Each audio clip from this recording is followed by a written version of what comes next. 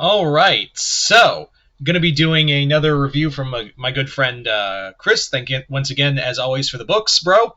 Today we're going to be talking about The Rocketeer in the Den of Thieves. This is from IDW, obviously, and yeah, I always have a soft spot for The Rocketeer. You know, I love the movie.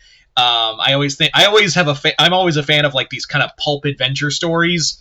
And that's what the Rocketeer really is. It's just a great, fun character. And I didn't realize this. This is a sequel to a Rocketeer comic I did last year, um, that was called The Great Race. Which, if you guys don't remember that one, I had to remember if I had that one or not. Like it had been a solid year. I was like, I knew I talked about it. I feel like, yeah.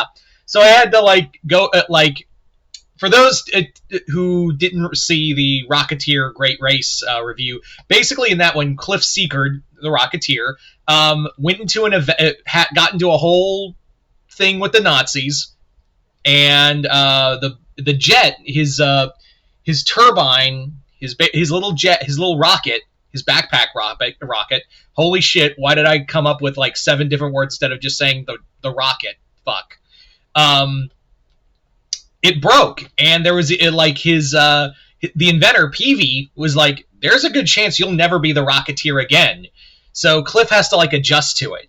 However, the Nazis did get a hold of the technology and are now trying to build their own, and that's what follows up in the Den of Thieves. So this one, like I said, Cliff is trying to like get back into normal life and try to, you know, get everything done and keep his shit together, while at the same time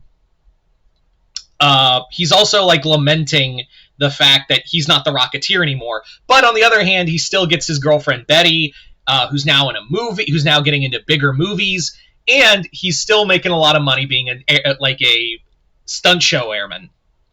However, Peavy is kidnapped by the Nazis, who are still like trying to build the perfect rocket pack to create their new what do they call it?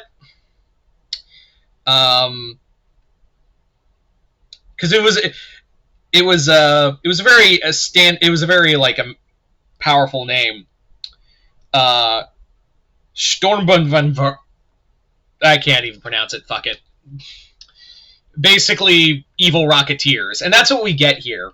So the comic is a 4-issue miniseries, and I gotta be honest with you, sometimes comics can, for me, when they have a limited series, especially at 4 issues, you really have to tell the whole story in the span of 4 issues. Thankfully, this is what it does. It's a perfectly paced 4-issue adventure that really feels very vibrant. There's no moment where anything's boring, and it really, like, again, the writer Stephen Mooney really understands, like, hey, I'm doing like this kind of fun pulp adventure, I'm gonna lay into it and really like have some fun with it. Like, I'm gonna just focus on that and there are some, like, I will say that there is like some plotting here and there, but I forgive it because classic like pulp stories really did have those moments where it's like, how did you get from there to there? Oh, whatever, fuck it. So I do forgive it for that. The adventure, like, I love the adventure aspect of it.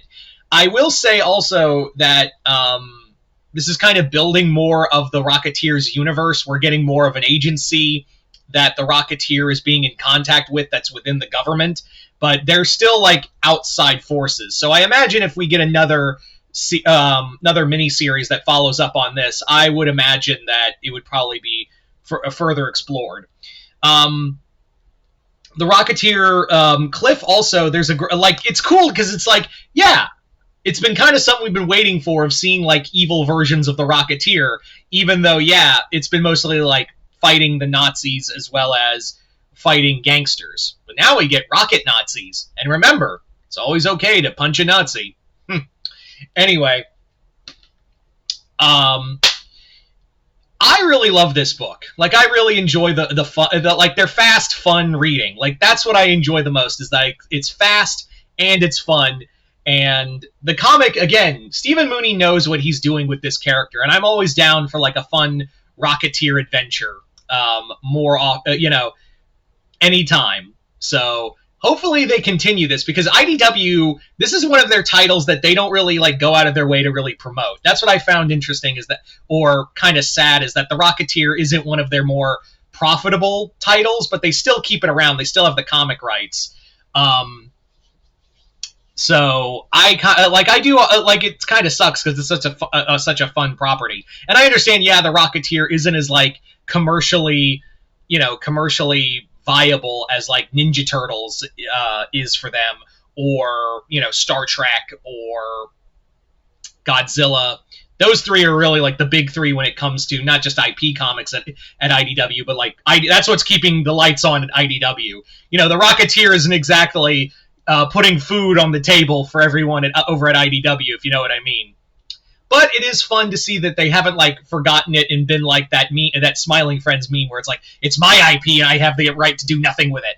So thank God they're actually doing stuff with it, and I will always appreciate a comic that is fun and sells well or sells good, rather than a comic that is just hype for the moment, because we've seen that before.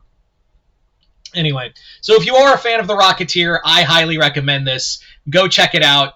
It's a lot of fun. But I would say go check out The Great Race first, because this is the sequel to it, obviously. Anyway, Chris, thank you once again, brother, for this book, as well as the others. And yeah, if you've read Rocketeer in the Den of Thieves, let me know in the comments below what you guys thought of it. Other than that, hope you all enjoyed this. I'm Mr. Multiverse. I'll see you next time in the Multiverse.